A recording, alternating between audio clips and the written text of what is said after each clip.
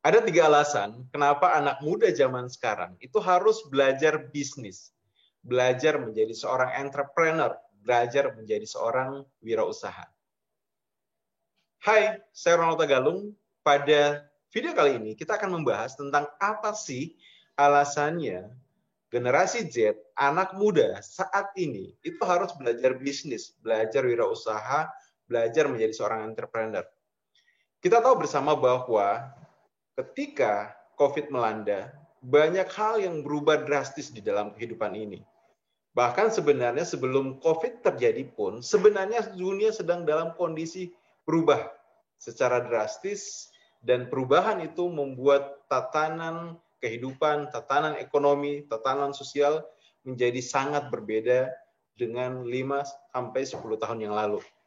Nah, perubahan-perubahan ini itu adalah hal yang butuh untuk disikapi dengan baik, disikapi dengan cermat, disikapi dengan bijak, agar kita kemudian bisa punya langkah yang tepat, punya keputusan yang tepat, punya strategi yang tepat untuk tetap unggul di saat kita menjalani kehidupan ini.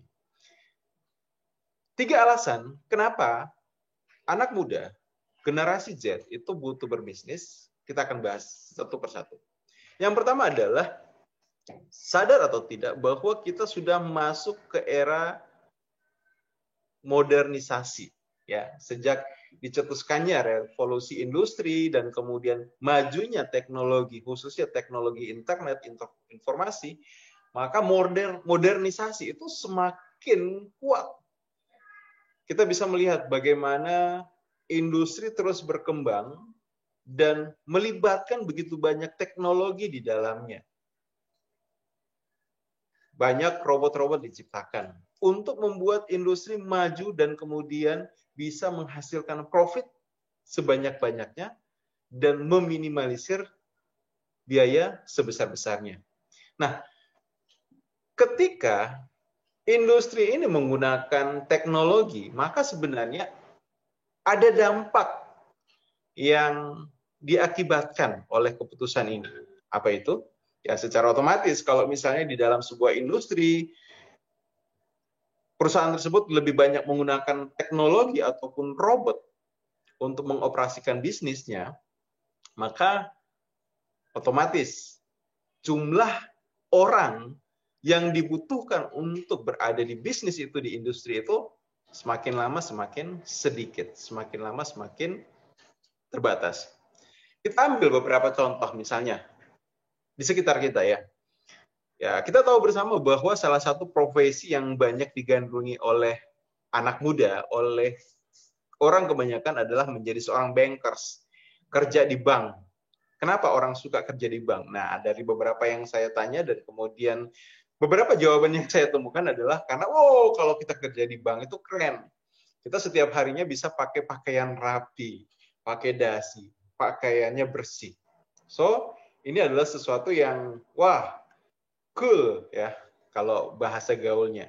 Kemudian, kalau kita kerja di bank, itu lebih prestis. Kenapa? Karena orang melihat, kita terasosiasi dengan satu institusi besar, satu institusi resmi, yang itu kemudian orang tahu gedungnya besar, ataupun fasilitasnya mewah dan sebagainya. Atau paling tidak ada juga yang bilang, kenapa pengen kerja di bank? Salah satunya adalah bisa ngitung uang. Nah, itu adalah beberapa hal yang berkaitan dengan alasan kenapa orang kerja di bank. Tapi saya ingin mengajak kamu untuk melihat satu fenomena yang menarik. Kalau kita perhatikan, bank-bank saat ini itu jumlah karyawannya semakin lama semakin sedikit. Ya, jumlah karyawan bank semakin lama semakin sedikit. Padahal bisa jadi bisnisnya semakin lama semakin berkembang. Pertanyaannya, kenapa kemudian semakin lama semakin sedikit? Karena pihak bank mulai melakukan modernisasi di dalam bisnis mereka dengan misalnya memperbanyak ATM, anjungan tunai mandiri, di mana orang bisa bertransaksi dengan ATM. Ketika butuh tarik uang, mereka nggak perlu ke bank, mereka nggak perlu berhadapan dengan kasir ataupun ke CS, tapi mereka bisa langsung ke ATM untuk menarik uang. Nah, pada awalnya seperti itu. Tapi kemudian kalau kita lihat semakin ke sini ATM itu pun sudah semakin canggih. Ya, sudah semakin canggih. Canggihnya di mana ya? Kalau dulu kita taunya ATM itu adalah untuk menarik uang, tapi sekarang ATM itu ada yang digunakan untuk menyetor, ya. ATM untuk menyetor uang. Sehingga secara otomatis bank tidak butuh menambah teller ya di kantor, ya cukup sediakan ATM, maka secara otomatis kebutuhan nasabah itu terlayani.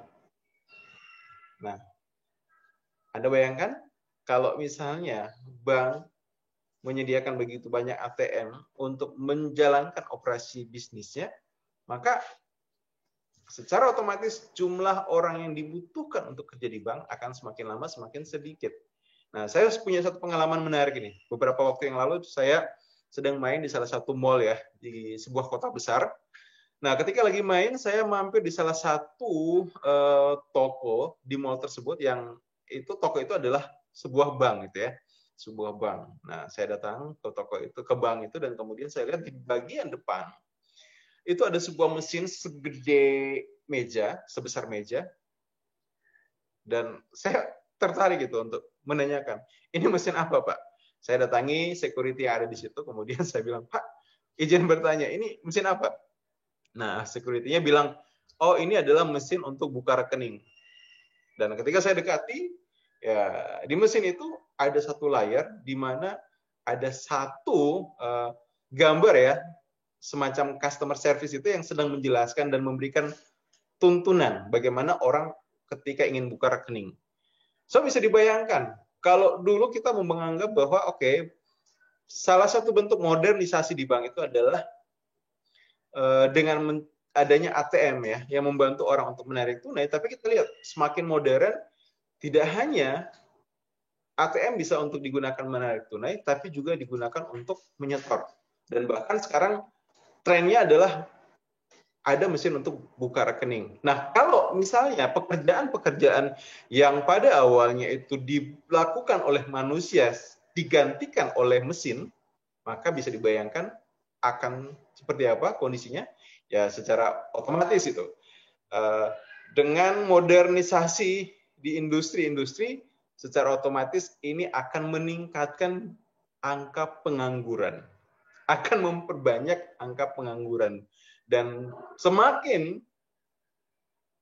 modern, semakin canggih industri, semakin banyak melibatkan teknologi, maka semakin banyak juga orang yang akhirnya kehilangan pekerjaan. Nah, kita tahu juga cerita-cerita misalnya di beberapa perusahaan, di beberapa industri, hampir kurang lebih mem-PHK karyawan karena mereka melakukan modernisasi di proses industri mereka itu.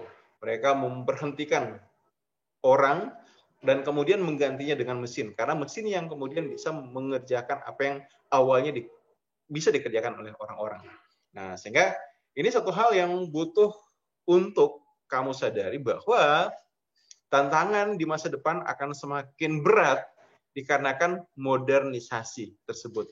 Lapangan pekerjaan akan semakin sulit dikarenakan industri, dikarenakan berbagai macam pekerjaan itu akhirnya akan digantikan oleh teknologi, digantikan oleh mesin. Nah, setelah kalian nonton video ini ya, kalian boleh coba searching di YouTube ya atau di Google. Ada beberapa pekerjaan yang itu diprediksikan itu akan hilang di masa depan karena akan digantikan oleh mesin, akan digantikan oleh robot. Sehingga penting kalian tahu pekerjaan apa saja itu dan pastikan kalian tidak sedang merintis karir di bidang itu. Karena apa? Jangan sampai ketika kalian sedang merintis karir di bidang itu, ternyata ujung-ujungnya pekerjaan itu akan hilang. Nah, dari beberapa yang kemudian saya pernah lihat dan kemudian baca, ya contoh misalnya seperti ini. Ada yang memprediksikan bahwa customer service di dalam sebuah industri itu suatu ketika akan hilang. Kenapa akan hilang? Karena untuk pelayanan akan digantikan oleh robot. Ya, kita tahu di Jepang itu ada robot yang kemudian diprogram untuk melayani konsumen. Kemudian pekerjaan lainnya yang diprediksikan akan hilang itu contohnya misalnya adalah farmasi, ya di bidang farmasi itu. Nah, ada yang menyampaikan, ada yang membuat prediksi bahwa ke depan ilmu farmasi itu akan banyak kita temukan di internet, akan banyak kita temukan di teknologi, akan ada program yang kemudian memudahkan orang untuk bisa melakukan hal-hal yang dilakukan oleh seseorang yang bekerja di bidang farmasi itu dengan mudah karena teknologi ini. Kemudian contoh lainnya itu adalah dokter gitu. Dokter ada yang mengatakan bahwa juga akan mengalami ancaman di masa depan karena dengan kecanggihan teknologi itu orang bisa melakukan diagnosa penyakit tanpa harus datang ke dokter. Nah, kita tahu teknologi beberapa yang misalnya mungkin hanya dengan mendekatkan ya wajah kita di layar handphone, maka ada program yang akan melakukan scan pada bagian wajah kita, pada bagian retina kita, sehingga bisa mendiagnosa kita sedang sakit apa dan sebagainya. Dan teknologi itu sudah sangat canggih dan semakin canggih lagi. Dan ini adalah satu ancaman buat kamu ketika kamu tidak bisa menyikapinya dengan baik. Ketika kamu tidak belajar bisnis sejak saat ini. Ketika kamu hanya ingin mengandalkan bahwa nanti ketika saya selesai kuliah ataupun mengandalkan bahwa saya ingin kerja di bidang tertentu, sementara di satu sisi banyak bidang yang sudah mulai mengubah sistem bisnisnya dari mengandalkan orang ke mengandalkan mesin. Nah, itu yang pertama ya. Jadi modernisasi. Nah, hal kedua yang harus dicermati penyebab kita butuh belajar bisnis adalah kita harus sadari sekarang ini adalah era globalisasi ya, era globalisasi. Nah, apa yang dimaksud dengan era globalisasi? Jadi, di era globalisasi ini itu bisa dibilang hampir tidak ada sekat geografi, tidak ada sekat daerah. Setiap peluang yang ada itu terbuka untuk siapa saja dan terbuka di mana saja. Sehingga yang menarik adalah seperti ini. Kalau kita beberapa kali misalnya mendengar berita bahwa ada ratusan, ada ribuan orang dari luar negeri itu masuk ke Indonesia dan bekerja di Indonesia, berbisnis di Indonesia, maka itu adalah sesuatu yang akan terjadi tahun ini, tahun depan, dan terus di tahun-tahun seterusnya. Sehingga apa? Kondisi globalisasi ini punya dampak yang kuat juga pada bagaimana cara kita menghadapi masa depan. Nah, kalau tadi kita bahas tentang modernisasi, di satu sisi harus kita akui bahwa setiap tahunnya kampus itu meluluskan ribuan orang. Namun, kesempatan bekerja yang ada itu semakin lama semakin menipis dikarenakan modernisasi.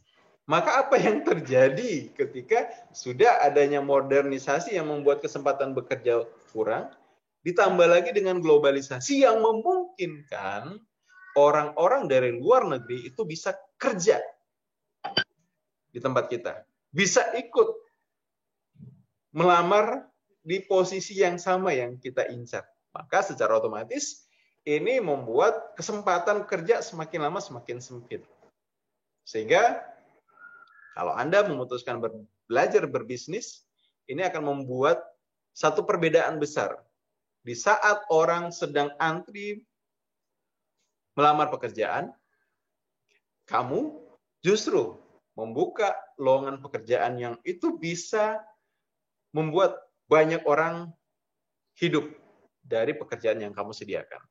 So, ini hal kedua, kenapa kamu butuh belajar bisnis, belajar menjadi entrepreneur, belajar menjadi wirausaha. Nah, yang ketiga yaitu adalah kita harus sadari bahwa di tahun 2038 sampai 2040 Indonesia diprediksikan oleh BPS itu akan berada dalam satu situasi di mana kita mendapatkan bonus demografi.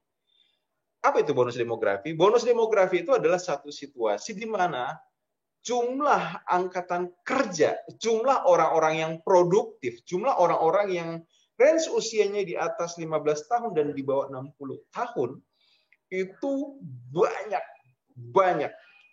Nah, dengan banyaknya jumlah angka produktif secara otomatis yang terjadi, banyak juga kebutuhan orang untuk bisa bekerja. Dan ketika kebutuhan orang begitu banyak untuk bekerja, sementara lapangan pekerjaan sedikit, globalisasi juga membuat yang berebut pekerjaan itu makin banyak. Maka ibaratnya komplit sudah ya tantangan generasi Z di masa yang akan datang. Kalau hanya sekedar kemudian berharap bahwa setelah selesai studi, kemudian bisa ikut melamar kerja. Ya, saya tidak katakan bahwa peluang untuk kerja di masa depan menjadi sangat-sangat kecil. Tapi akan sangat menantang. Menantangnya di mana? Tergantung dari seberapa baik, seberapa hebat, seberapa banyak nilai unggul yang kamu punya. Kalau kamu punya nilai unggul yang kuat, yang banyak, yang tidak dimiliki oleh orang lain, maka bisa jadi itu. Di tengah sempitnya lowongan pekerjaan, maka kamu akan bisa mendapatkan kesempatan itu. Tapi kalau kemudian tidak, ya secara otomatis itu akan menjadi satu tantangan besar untuk kamu hadapi. Ya, jadi itulah 3 alasan kenapa generasi Z itu butuh sekali untuk belajar berbisnis. Pertama, karena modernisasi membuat lapangan pekerjaan menjadi semakin sulit di masa depan. Pekerjaan-pekerjaan yang ada saat ini akan digantikan oleh teknologi, sebagaimana beberapa pekerjaan-pekerjaan yang dulunya ada, sekarang tidak ada karena teknologi. Yang kedua adalah karena adanya globalisasi. Kondisi sekarang memungkinkan orang dari mana saja berada di daerah kita, atau kita bisa berada di daerah mana saja. Ini membuat persaingan untuk mendapatkan pekerjaan menjadi semakin lebih berat. Kecuali Anda memiliki nilai unggul yang kuat, Anda bisa bersaing dalam memperebutkan pekerjaan tersebut. Yang ketiga adalah bonus demografi. Kondisi di mana Indonesia berada dalam posisi memiliki jumlah tenaga produktif yang tinggi, ini akan memperbesar kondisi di mana banyak orang membutuhkan pekerjaan. Nah, bayangkan di semua situasi yang berat itu, kalian menjadi orang yang punya bisnis, menjadi seorang entrepreneur, menjadi seorang wirausaha. Maka ketika ada begitu banyak orang butuh pekerjaan, begitu banyak orang yang butuh kehidupan, begitu banyak orang yang butuh produk kita, mereka bisa kita layani dengan bisnis yang kita punya. Oke, itu saja ya sharing kita pada video kali ini. Sampai jumpa di video selanjutnya. Terima kasih.